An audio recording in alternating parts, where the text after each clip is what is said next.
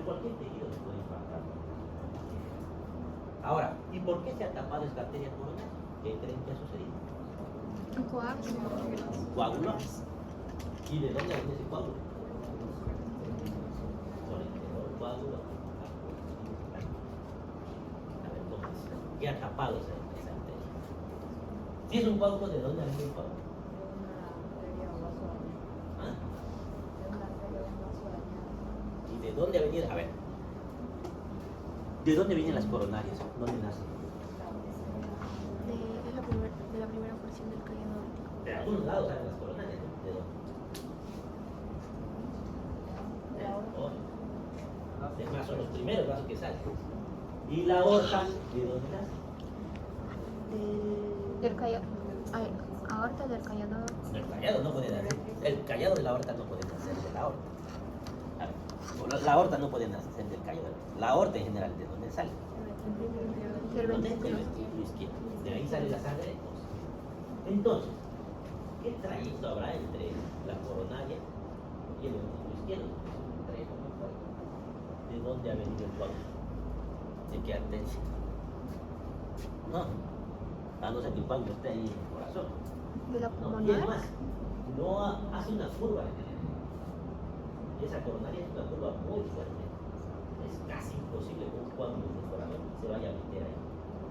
Lo más probable es que el coágulo se vaya hacia las carótidas, de ahí al cerebro y haga una así. Entonces, no va a ser un coágulo. Primero, su coágulo no está tan solo que ¿de dónde ha salido el coágulo? Si no puede haber salido del corazón, ¿de dónde ha salido? Si trae estos cortitos. ¿Ha aparecido por magia? De una lesión. Algo me estaban hablando aparte de coágulo. ¿Qué más me dijeron? Colesterol. Y el colesterol va a tapar el vaso. ¿Cómo? No está tan mal eso. Tampoco está mal su coágulo, pero lo que quiero saber es que sepan de dónde aparece eso. A ver, los pacientes con ¿qué es la dislipidemia?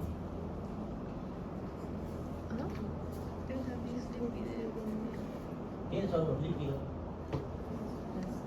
Esto es semiología, ¿no? Dislipidemia, son dos palabras que dicen que los lípidos están, dis que significa dis. Algo está mal, algo no está como debería estar, está seguramente o muy elevado o muy bajo. En este caso generalmente estamos hablando de que están muy elevados. ¿Qué lípidos conocen? Colesterol. ¿En serio no? Con eso para. Entonces, ¿qué sería dislipidemia? ¿Qué están pensando que tiene? Colesterol y triglicéridos altos. ¿Y qué pasa si tiene colesterol y triglicéridos altos? ¿Qué tiene que ver eso con los hígados? O sea, empieza a juntarse grasita y sale una bola de grasa. Y ese... No, se tapa. ¿Han visto el agua aquí en Santa Cruz cuando usan agua caliente? ¿Qué le pasa al agua? Cuando hacen el agua, aparece un cal, algo así, no se pega. Lo mismo, imagínense que pasa lo mismo con el colesterol, se le pega algo. En realidad, al endotelio. Y ahí debajo del endotelio se hacen unas placas de grasas, de colesterol, triglicéridos. Esas placas de grasa, ¿qué se llaman?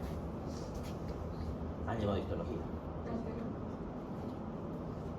¿Sí? Placas ateromatosas. Son las placas ateromatosas.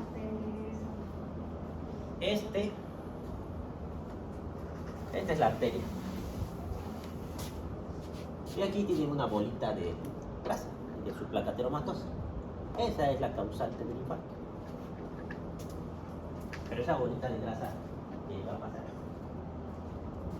El flujo es laminar. Sí. Cuando no tienes que caminar, hasta que se encuentra con cosas como esa, se vuelve turbulento. Y en situaciones de estrés, de aumento del flujo, se rompe. Se puede romper esa placa.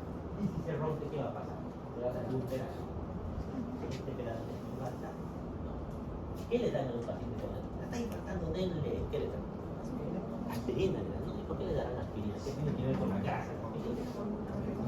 Anticoagular. ¿Ah? Este pedazo se rompió porque se rompió. les pasa a los tejidos vivos que se rompen? Sangra. Aquí hay una herida. Esa herida, bueno, ahí las plaquetas son por rey.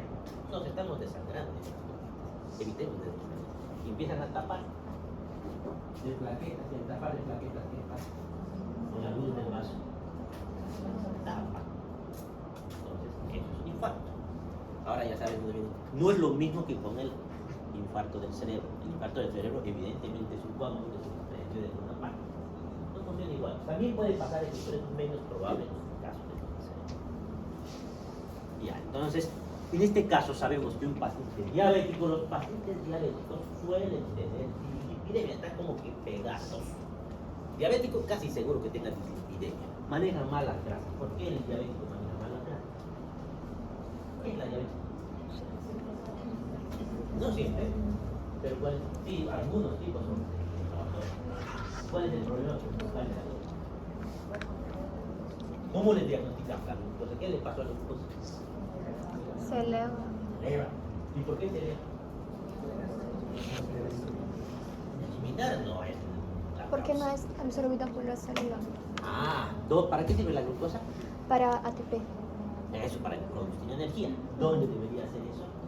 Adentro de la célula núcleo. ¿Qué le suele faltar a los diabéticos? Insulina. ¿Y la insulina para qué sirve? Para inflar la glucosa. Si no puede entrar, entonces la glucosa, ¿dónde está? Afuera. Y por eso empieza a subir. ¿Y de dónde van a sacar energía entonces? Porque la célula necesita energía. De saca de sodio. No, le gusta más. Eso, vamos a utilizar grasas. Y al utilizar grasas, Ah, de la grasa. aparece la dislipidemia. Y esa grasa que se está moviendo por todos lados puede provocar placas ateromatosa. Entonces, un paciente diabético automáticamente es un paciente en riesgo de tener infarto o accidente cerebrovascular. Entonces, en este caso, tiene relación directa el antecedente. Ahora, si el paciente viene porque le patearon la piel y se fracturó la pierna, ¿sería importante esa diabetes? Sí. ¿Acaso porque es diabético lo patearemos? No, pero es que No, lo patearon. no se recupera bien, pues. No es porque sea diabético, Pero no se recupera bien. pero no tiene que ver con la enfermedad actual, con el no. tratamiento y eso otra cosa. Entonces, no tiene relación directa, solamente que tiene relación directa. ¿Ya? ¿Qué más? Y aquí venimos a otra Por no parte. poner que era También diabético. suelen equivocarse en las historias. Los antecedentes. Los antecedentes personales. ¿Qué significa antecedente? Porque le ponen antecedente a veces. Viene con una infección urinaria, diuresis le ponen 10 veces al día. ¿Es normal orinar 10 veces al día? No. Cuando preguntamos antecedente, ¿qué significa antes? Antes de. Entonces, todo lo que el paciente tenía antes de este cuadro clínico. Hace un mes iniciado su cuadro clínico, entonces todo lo que era antes de ese mes. Eso es antecedente. Fisiológico, patológico, de medio, hábitos y familiares. Esos son los antecedentes. Vamos desglosando. Fisiológico. Se indagará sobre los aspectos relacionados con el nacimiento. Si el parto ha sido normal. Dice parto normal. Muchas veces vamos a decir normal. En la historia clínica está prohibida la palabra normal. Anótense eso. Es importante. Yo que ninguna parte del mundo no da por entendido. Nunca se pone normal en la historia clínica. En vez de poner parto normal, le vamos a poner parto eutóxico. Hay palabras que reemplazan a lo normal. Eutóxico. Eutóxico. Eso no necesitan anotar, les he dado como ejemplo. Lo que sí tienen que saber es la palabra normal está prohibida en internet. Parto normal o patológico. Parto patológico es parto distóxico. El peso al nacer, crecimiento, maduración, tipo de lactancia, lenguaje, marcha, dentición. Le vamos a preguntar cómo ha sido el parto de ese paciente. ¿Ustedes creen que un paciente de 70, ustedes mismos se acuerdan cómo ha sido su parto? Sí. ¿Saben si ha sido distóxico o eutóxico? Algunos tal vez, seguramente los que han nacido por cesárea se deben acordar, y el resto ni debe saber. Distóxico o tóxico natural. Y ellos se van a dar cuenta, La tos. la mayoría Tóxico de los natural, no saben. tóxico. Si le pregunto a ustedes cuántos pesaron al nacer, el 80% no debe saber.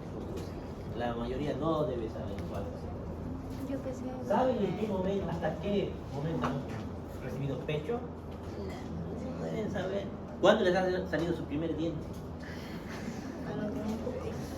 Y todo esto, que está en la historia escrita, se pregunta, seguramente les van a decir, no sé, tienen que acostumbrarse a notar. ¿En quiénes sí se van a encontrar estos datos? ¿En quiénes creen que sí van a anotar todo? En los pediátricos, porque le van a preguntar a la mamá y la mamá debe saber de memoria todas estas cosas. En pediátricos es mucho más importante. De todas maneras, es parte de los antecedentes fisiológicos. En la mujer se consigna la edad de la menarca. ¿Qué es menarca? Primera menstruación. El ritmo menstrual. ¿Qué es el ritmo menstrual? ¿Cuándo y cuánto tiempo dura? No le vayan a preguntar su menarca a los varones. Que como están acostumbrados a notar, le preguntan, yo sé que le preguntan. He encontrado historias clínicas descritos ahí, las mamas simétricas, no sé qué cosa más. A ver, porque muchas veces deben agarrar. Yo en el quinto sueño. Ay, Dios. Se van a hacer tratar con los médicos en el hospital si sucede eso. Algunos no dicen tanta paciencia. No tiene sentido. Fecha de última menstruación. Fecha de última menstruación. Siempre. Mujer en edad reproductiva, siempre. Paciente viene por náuseas mareosas. Está embarazada. Pónganse en mente, porque ya me ha sucedido. No creen, está embarazada. Puede tener hijos, puede estar embarazada. Porque va a ser peor si omitan eso y si estoy embarazada. Que ya he matado a un paciente a tomografía con su embarazo. ¿Qué más? Comienzo de las relaciones sexuales. Van a tener cuidado con esto. No todos los pacientes nos van a querer avisar. Si no les quieren avisar, ¿qué van a escribir en la historia? No quiere decir. No refiere. Paciente no refiere. Información. Hay palabras y formas de decir, pero de forma técnica. Paciente rechaza la información. Algo así. Los embarazos, partos y lactancia. Vamos a ver más adelante. Está bien descrito en una capítulo especial. Antecedentes patológicos. Descripción cronológica de todas las patologías sufridas por el paciente. En este acápite debe preguntarse por las enfermedades previas, incluyendo las infecciones principales. Aunque parece que no tienen importancia, pues las tienen. Por ejemplo, ayer creo que les hablaba a ustedes, no me acuerdo. El herpes zóster. ¿Qué es el herpes zóster?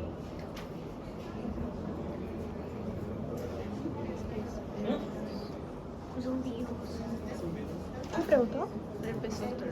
Ya, pero ¿qué es? No es resfriado. Sí. El herpes zóster es es el mismo virus que puede causar la varicela igual. Está bien, pero la pregunta que ha sido, ¿qué es herpes zóster? Es una resfriación. Tiene importancia. Es la reactivación de la... Pacientes que se quejan de dolor torácico, porque generalmente vienen los intercostales. Puede venir en otras partes, pero lo normal es en las intercostales. Y que le duele, le duele mucho, y duele harto, porque duele harto. ¿Qué es la varicela? La varicela es la primera infección que tiene con el virus del herpes en un recién nacido. ¿Qué es? Una infecto contagiosa caracterizada por aparición de vesículas, ¿no? Sí. No debe saber también de vesículas, tal vez. Sí. Es unas bolitas de agua también que vamos a ver. Ay, vamos, nena. Llena de vesículas en todo el cuerpo la varicela, ¿no? De todos los tamaños. Que cura con relativa facilidad en niños, adultos. Y una vez que se cura, desaparecen todas esas lesiones. Pero el virus queda latente, se queda en ese cuerpo. ¿Y dónde se queda a vivir? En un nervio, busca un nervio para vivir. Y en ese nervio, ¿qué? Y pasados muchos años, el paciente que ya ha tenido varicela en una situación de estrés. ¿Qué pasa con el estrés? ¿Qué hace el estrés en el cuerpo? Baja la inmunidad. ¿Cómo? ¿Por qué? ¿Estoy estresado? ¿Baja la inmunidad? ¿Por qué? ¿Qué hace que baje? Porque su cerebro entiende que hay una invasión o cosas del tipo y entonces empieza a producir más leucocitos y neutrófilos y macrófagos. Entonces empieza a atacar su propio cuerpo. El estrés, ¿qué nivel? Cortisol, sí, cortisol. Cortisol. Y baja la inmunidad y aumenta el sistema Ah, nervioso ese es el simpático. cortisol, no se olviden el cortisol. Y ese estrés al liberar cortisol no deprime. Por eso no se usan corticoides en las infecciones. No es muy buena idea, salvo excepciones. Entonces, en situación de estrés, ese virus latente pues despierta de nuevo. Y ahí se producen efectos. Solamente puede cualquier infección en el ojo. Significa que en sus antecedentes, ¿qué debería haber tenido el paciente? Varicela. Sí o sí, no puede haber resorte sin varicela previa. ¿Cuál es el problema de tener herpes zóster? Porque le va a doler y le va a doler mucho y por muchos meses y hay que darle tratamiento, ya no va a pasar. Gracias. ¿De qué tiene que cuidarse ese paciente? Bueno, él no. ¿De qué tiene que cuidarse sus familiares? Usted le tiene que avisar. Usted, por si acaso, tiene herpes zóster y va a contagiar de varicela a las personas que no tienen, o no han tenido varicela o no tienen la vacuna. Entonces, ese paciente contagia, pero no contagia herpes zóster, contagia varicela. Eso es la importancia de los antecedentes, incluyendo los infantes. Se debe tener presente cuando se investigan estos antecedentes que el hombre tiende a olvidar los hechos desagradables del pasado. ¿Qué enfermedades ha tenido? Ninguna. No tienen, no. Toman un medicamento enalapril. Porque el hombre tiende a olvidar los hechos desagradables de su pasado. Hasta cirugías se olvidan que han tenido. Entonces, y a veces nos damos cuenta que el examen médico y esa cicatriz, porque me pasaron. No, todavía es normal. Peor que el evento es traumático. Se olvida. La enfermedad forma parte de los hechos negativos y hay una tendencia natural a no recordar estos. Para evitar olvidos u omisiones es recomendable establecer un orden, como primero infancia, cultura, antecedentes de internaciones, alergias, antecedentes clínicos y traumáticos. Cuando hablamos de antecedentes traumáticos, ¿de qué estamos hablando? De ese tipo de fútbol, traumático. Traumas, de traumatología. Antecedentes de medio, lugar de nacimiento, referencias posteriores, casa, habitación, escolaridad, ocupación, núcleo familiar. Todo lo que estamos viendo en esta historia clínica, absolutamente todo, nos va a ayudar en el diagnóstico, por más pequeñito que sea el detalle, puede ayudarnos en el diagnóstico. Antecedentes del medio ya hemos mencionado. Hábitos, alimentación, intolerancias alimentarias, apetitos, si hay anorexia. Yo no tengo anorexia. Hiporexia. Hiperorexia. Catarsis, ¿qué es catarsis? Defecación. ¿Cuántas veces al día? 1 a 2 veces al día o 2 veces por semana se considera normal. ¿Estreñimiento qué es? Menos de 2 veces por semana. Diarrea, más de 2 veces al día, o que el peso sea mayor a 200 gramos o que tenga contenido líquido. ¿Qué es diuresis? La orina, ¿cuánto es el volumen normal? 1500 ml, más o menos. En realidad es 1 ml kilogramo peso.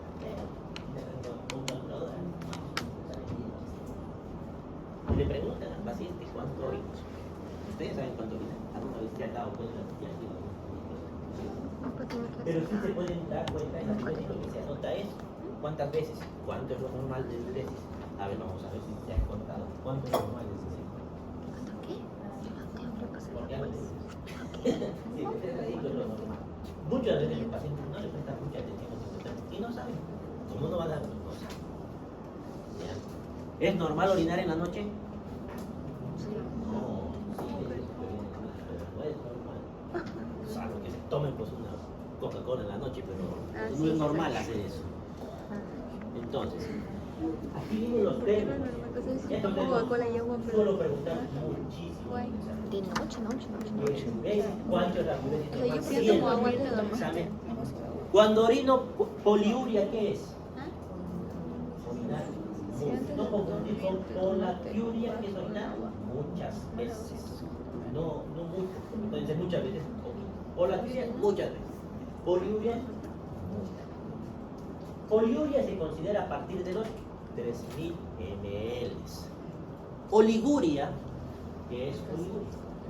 Oh, eso. Algunos textos mencionan 500 ml para abajo como oliguria. Se van a encontrar con otros textos. Dicen el Harvard dice 400 ml. Oliguria poco y poliuria mucho. Y hay un término que no está ahí que es anuria. ¿Qué es anuria? No solamente significa nada, pero se considera anuria de 100 ml para abajo. Ojo que voy a preguntar. Doctor, otra vez. Oliguria es. Poliuria, más de 3000. Más de 3000. Normal, 1500. Oliguria, menos de 500. Anuria, menos de 100. ¿Listo? Ya, gracias. Anuria sé que dice nada, pero así es. Ahí dice que digo menos de 100. Aquí, ¿quién puede tener anuria? Las infecciones, no. Deshidratación extrema puede ser. Muy raro de ver, pero puede ser. ¿Qué más?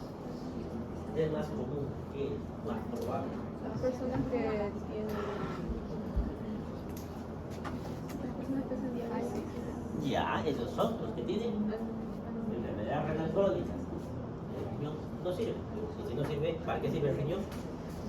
Para producir orina. Si no sirve, pues no va a haber qué orina se produce. La filtración, ¿no? Hay que anotar el sueño ahí anotamos cuántas horas duerme, si tiene insomnio, si duerme demasiadas horas. ¿Cuánto es lo normal de dormir? ¿Y los médicos cuánto tienen? 5. 4. Bebidas alcohólicas. ¿Abstemio qué es? No consume bebidas.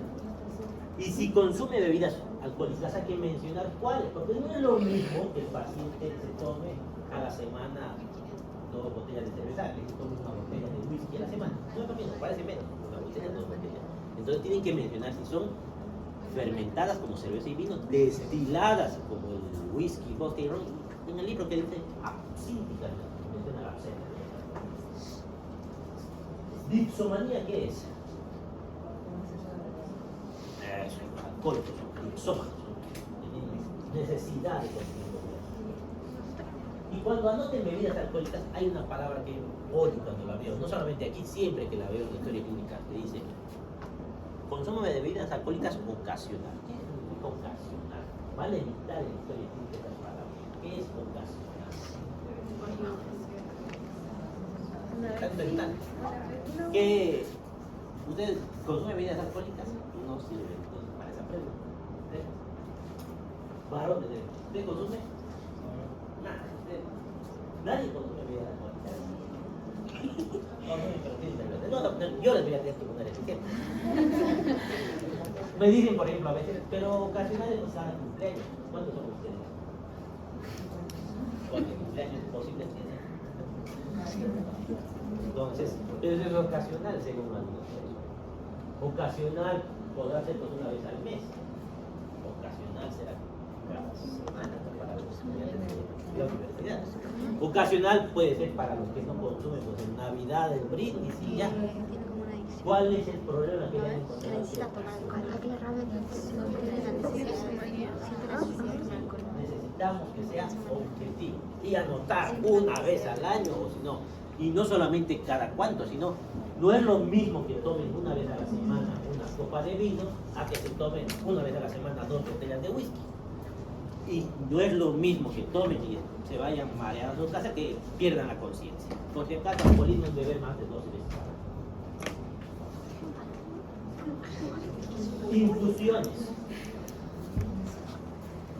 Infusiones como té, café, ¿y por qué preguntamos del alcohol? ¿Qué puede provocar el alcohol? Cirrosis alcohólica, ¿qué más? Hipertensión arterial, aunque es vasodilatador y baja la presión, a largo plazo puede provocar insuficiencia cardíaca, puede provocar gastritis y serie de patologías que podemos diagnosticar que puede ser un motivo de consulta que para no se ha dado cuenta. Pasamos a este, té, café, mate. Estas infusiones que pueden provocar. El té tiene teína, la teína por si acaso sube la presión arterial. Café, lo mismo, peor todavía. Sube la presión arterial y puede provocar gastritis. El mate y el té se toman puros. Sí. ¿Qué con azúcar? ¿Qué? Gastritis. Si Se toma toma café puro. Se toma sin azúcar. sin azúcar, no, cualquiera. Eso significa Él se refiere al mate, al puro. paciente. Y también es bueno preguntar, no es lo O sea, mismo tomar el té y una el mate taza sin azúcar es bueno. Con de azúcar es malo. Pero está hablando del mate chaqueño, o sea, el que le ponen Digo que toman los argentinos. Estaba por irse, por tomarse 90.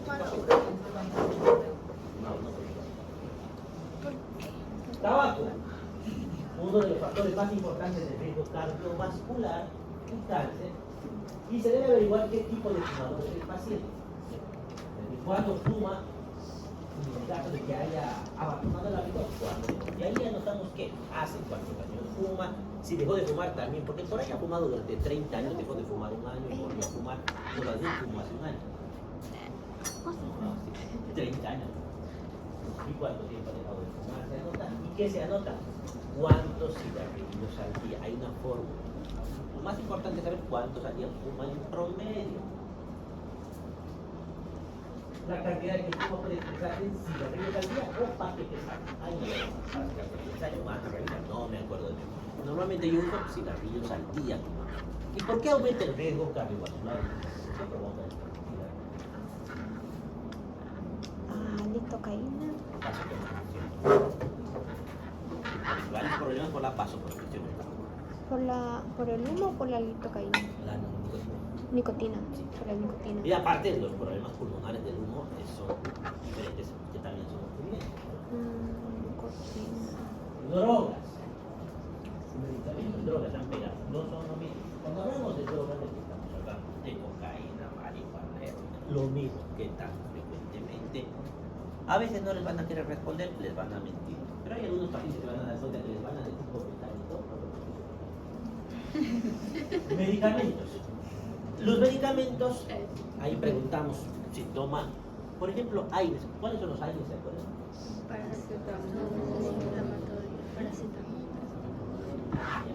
¿Es como cuál?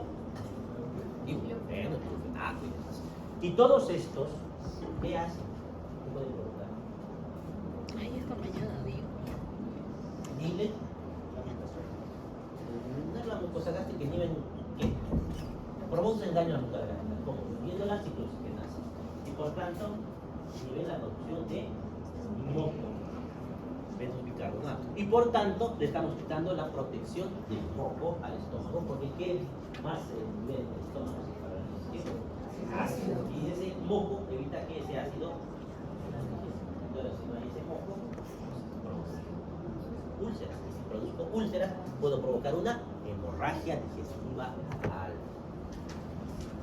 Hábitos sexuales igual se va a tocar al principio, pero no se olviden que son mujeres, el paciente tiene que responder. Ahora, si no quieren al principio, pues no responden. No sé. Actividad física, anotamos. La actividad física no es. ¿Tiene actividad física? Y la actividad sexual, por ejemplo, que nos importa la frecuencia desde cuando dejó de tener, porque a veces es importante para detectar diabetes, por ejemplo. Deja de tener, ¿por qué dejó de tener relaciones? ¿Por qué? Diabetes, tal vez ni sabía el paciente. O hábitos, si son hábitos con quién está, si es polígamo, demás, por tipo de infecciones. Actividad física, ¿cuánto tiempo? Media hora por día, media hora a la semana, todo. Igual es importante. No es sí, no. Porque sí, puede ser, voy caminando a mi trabajo, eso no es actividad. Y es bueno. Antes, ¿y qué tipo de actividad física? ¿Aerobia o anaerobia? Se anota. Antecedentes hereditarios y familiares. Se preguntará sobre la edad de los padres y hermanos, patologías y causa de muerte. Del padre hay que anotar cuántos años tiene. Y si ya no está vivo, se anota. Falleció, ¿y por qué falleció? Dijimos, falleció por falta de voluntad. ¿Por qué nos importa para los padres que tienen que ver con el paciente? Ejemplo, si el paciente ya ha muerto por un accidente de tránsito, si el padre ha muerto, no hay mucha importancia y dice fallece por accidente de tránsito, no hay mucho que importar. Hermanos, si esposa no dice ahí, esposo, porque no podría transmitir enfermedades. Estamos aquí hablando de enfermedades de transmisión genética. Y si están sanos y no tienen nada, aparentemente sanos, no estamos seguros que están sanos ni el paciente, aparentemente sanos. 35 años, aparentemente sanos. Antecedentes químico-obstétricos. Los antecedentes químico-obstétricos son considerados fisiológicos, los cuales nos proporcionan gran información sobre la funcionalidad hormonal genital de las pacientes con trastornos relacionados con las arterias. Y ahí viene la menarca que ya habíamos visto antes, la fecha de última menstruación, duración y frecuencia de las reglas que debería durar entre 3 a 7 días y que se producen cada 28. ¿Cómo anotar? Frecuencia le pone 28/3 o 3/28. Eso. Ritmo menstrual. Es lo que hemos mencionado. Alteración de la menstruación. Descripción de todas las alteraciones. Ejemplo, la cantidad. Si por algún motivo es más frecuente desde hace 3 meses, es más el volumen, cuántos paños gastan, etc. Ritmo, días de duración. Si ha habido dolor en la menstruación. ¿Qué se llama el dolor en la menstruación? Eso le dice la gente en la calle. En medicina, ¿qué le decimos al dolor en la menstruación? ¿Qué dice? Disminorrea. Pregunto en el examen también. Disminorrea. Menopausia. ¿Qué es la menopausia?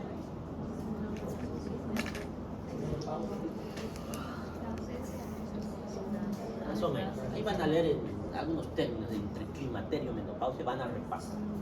El momento en el que acaba la... Entonces van a mirar bien la diferencia entre menopausia y climaterio, porque por ahí. Viene la fórmula obstétrica. La fórmula obstétrica se anota así. Gestas para abortos cesáreos. ¿Por qué fórmula? Porque dice fórmula. ¿Qué fórmula? Estamos hablando de sumar, restar, multiplicar, algo estamos haciendo. Viene de la suma. Gesta, anotamos cuántas veces la paciente se embarazó. P es para cuántas veces ha tenido partos. C, cuántas veces ha tenido cesáreas. Y A, cuántas veces ha tenido abortos. Abortos estamos hablando de pérdidas de cualquier tipo. Y la suma de estos tres siempre tiene que dar fijas. No puede ser que diga estas 3 para 2, cesáreas 3, abortos 7. No puede ser, no suma 3. Tiene que sumar. Algo no nos ha dicho bien la paciente, es importante. Información sobre los embarazos. ¿Cuántos embarazos tuvimos? Si fueron a término o prematuros, ¿qué es a término? ¿Cuánto dura el embarazo? No existe eso para gente de la calle. Los médicos hablamos de eso.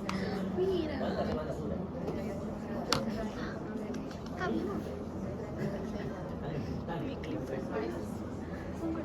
Son 41.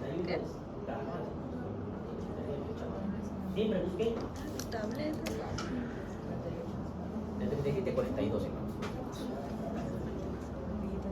Si los partos fueron vaginales o por cesárea, problemas asociados al embarazo, la hipertensión que aparece en el embarazo y que desaparece luego del embarazo.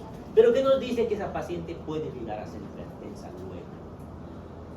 Hiperglicemia, que es la diarrea. que puede desaparecer. Pero eso nos puede decir o que la paciente vaya a ser diabética luego o que el niño que ha nacido pueda ser diabético a largo plazo. Muerte fetal, que le decimos óbito fetal.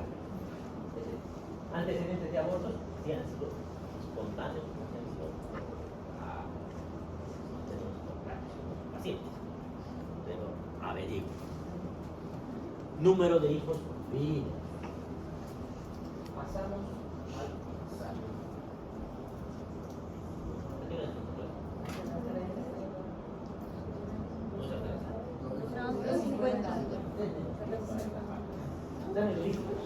El médico se mantendrá en una actitud vigilante atenta, tratando de ampliar en todo lo posible la percepción y el acto físico. ¿Cuándo empieza el examen físico? Según esto, después del análisis, no sé. En realidad el examen físico comienza en el primer contacto. Si bien no estamos escribiendo todavía, porque vamos a hacer nuestra anamnesis, pero desde que el paciente ha atravesado la puerta y está caminando, yo me doy cuenta que algo está pasando. Cada detalle de cómo camina, cómo nos habla, cómo nos saluda, nos puede ayudar a ver. Ya es el examen físico, porque voy a describir el tipo de marcha que tiene. Cada detalle. Entonces el examen físico comienza en el primer contacto con el paciente. Se va a escribir luego de la anamnesis. Una cosa es lo que vamos a escribir, pero otra cosa es el momento en el que comienza nuestro examen físico. Y desde que el paciente atraviesa la puerta, tenemos que estar atentos a todo lo que hace. A todos los gestos incluso que hace. Conviene que el ambiente donde se realice el examen físico sea luminoso, luz, templado, silencio. Templado porque lo vamos a hacer desvestir al paciente. No lo vamos a hacer desvestir si está haciendo frío, por ejemplo. Entonces debería ser templado. Silencioso. ¿Por qué silencioso? Porque vamos a escuchar a ese paciente. Que no haya límite de tiempo para su realización. 1 hora, 2 horas. Lo ideal no siempre pasa, porque tienen un hospital público donde cada 5 minutos le están pasando una ficha. Pero lo ideal es que no tengan que terminen todo su examen físico completo. El enfermo estará acostado con una almohada, sin ropas, pero cubierto con una sabanilla. Y van descubriendo a modo que van revisando al paciente por el pudor del paciente. Van a revisar una cosa,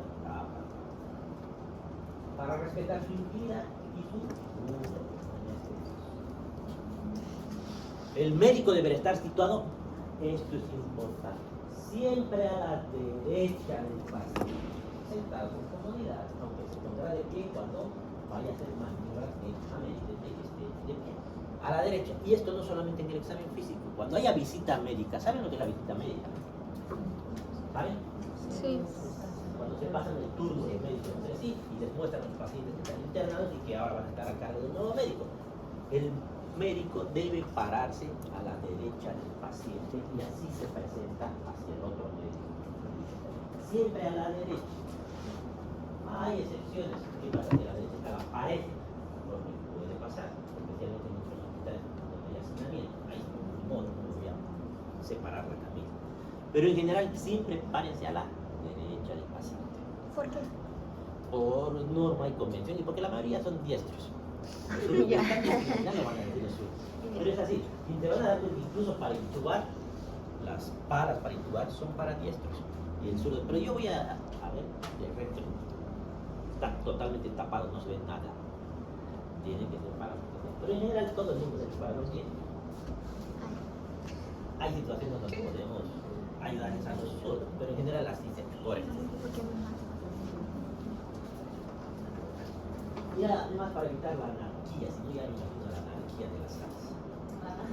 ¿Qué? En forma sucinta se puede decir que primero se mira en lo que es la inspección, luego se toca, que es la palpación, se golpea, que es la percusión, pero se golpea para obtener un sonido. Y se escucha, que es la auscultación, en ese orden. Como dicho, siempre, excepto en El examen se realiza de lo general a lo particular y con criterios topográficos, significa por zonas, cabeza, corazón, evaluando todos los aparatos y sistemas. Debería ser completo ese examen. Los exámenes instrumentales como termometría, determinación de presión arterial, observación de fondo de ojo, etc., se realizan en la parte final de la sesión. Esto dice el libro. Pero ¿cómo hacemos nosotros nuestro examen físico? Hacemos el examen físico general, escribimos cómo está hecha el paciente, en qué estado está, etcétera, etcétera. Luego le tomamos los signos vitales, presión arterial, frecuencia cardíaca, frecuencia respiratoria, saturación, y luego comenzamos nuestro examen físico segmental. Ese va a ser nuestro orden. A pesar de lo que dice nuestro orden, va a ser ese. Lo que sí vamos a dejar para el final es monitoreo, ojo y demás estudios. Lo primero que se debe efectuar es la medida de peso y la altura, y eso generalmente hace la enfermera, pero eso tienen que cerciorar que se hecho, porque con esto vamos a sacar el índice de masa corporal. ¿Saben sacar el índice de masa corporal? No saben lo que memorizar, porque preguntan en el examen.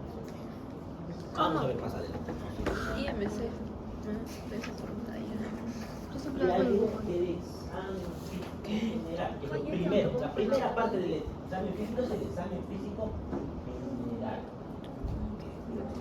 Permite, o impresión general es lo mismo, permite tener una idea del grado de severidad de la enfermedad, nos exige entrenamiento en observación.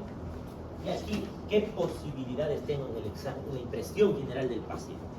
¿Cómo se ve? ¿Se ve muy mal? ¿Se ve bien? ¿Se ve mal? Puede estar en buen estado general, ustedes están, pero todos en buen estado general,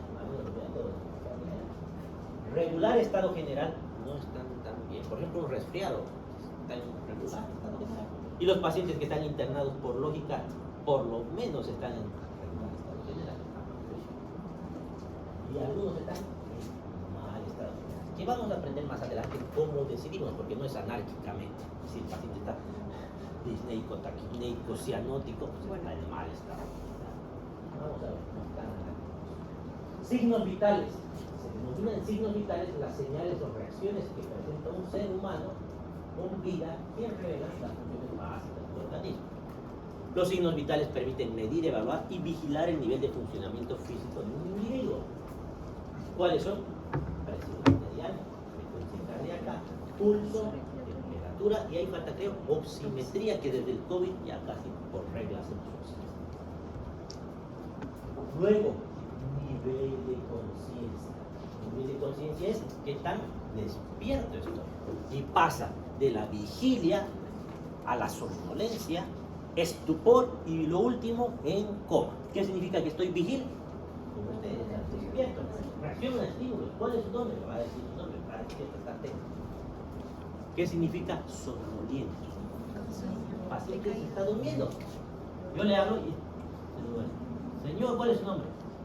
Javier. Y bueno, se duerme. Cada que le hablo, señor, le digo, despierta, pero tiene la tendencia a dormir. Estuporoso que es. Señor, le gritó, no contesta. Señor, le apretó. Recién despierta. Necesito un estímulo doloroso para despertar y cómo. Ni aunque lo estimule como sea, no va a despertar. Eso de memoria. ¿Cuál es ese orden? Bueno, aquí ya 1 hora. Contenido de la conciencia es la orientación temporoespacial. El paciente asumimos que está despierto. A ver, ¿cuál es la orientación temporoespacial? Son 3. El paciente está orientado en tiempo, espacio. ¿Qué significa en tiempo? Sabe. Espacio. En cualquier lugar está. Persona. ¿Quiénes son sus familiares? Y le preguntamos al paciente. Y se van a encontrar muchas veces.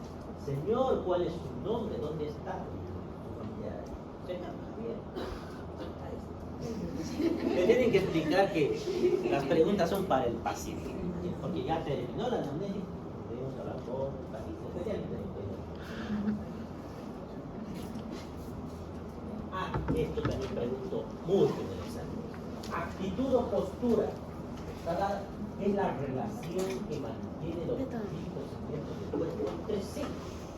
Cuando no se observa anormalidades, se consigna actitud compuesta. Y esa palabra compuesta se van a encontrar varias veces. Ya vamos a ver más. Actitud compuesta, si está echado en la cama ahí, actitud compuesta. Si está así, eso ya no es actitud compuesta, ya pasa a ser algo. En este caso es el opistoto. Actitud opistoto. ¿Qué patologías se ven los opistótonos? Esta es actitud en está apoyado, actitud en plegaria maometana, que se ve el derrame ventral. Se hace un sueco, van a encontrar líquido ahí en ese período. ¿Cómo es compuesta? Charo. Decúbito se define la posición que adopta el paciente acostado en la camilla o la cama. No es la relación de las partes del cuerpo, es cómo está echado en la cama. Es importante señalar que el decúbito es indiferente u obligado. ¿Qué significa indiferente? Que puede echar así, recostado. Le da igual, como se siente más cómodo. Obligado, algo hace que se acomode en alguna posición.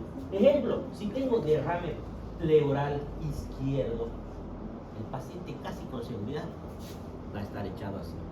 Porque cada que se eche, le va a empezar a faltar el aire y va a estar obligado a estar de ese lado. Eso es decúbito lateral izquierdo obligado. Preferenciales, puede echarse de cualquier lado, pero prefiere estar. Ya decía yo como Pero no es que esté obligado. Prefiere, le gusta más. Así como duermen ustedes en su cama.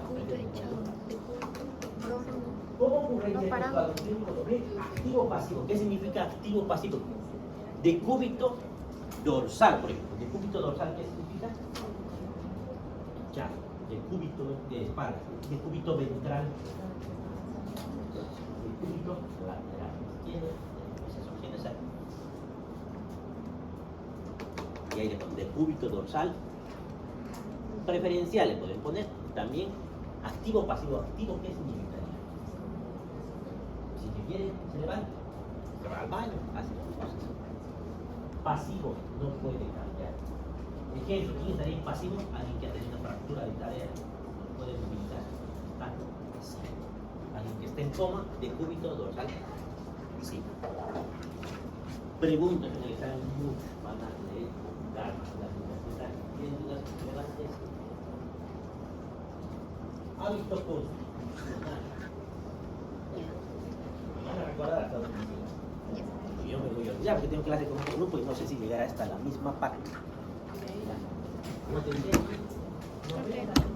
Correcto.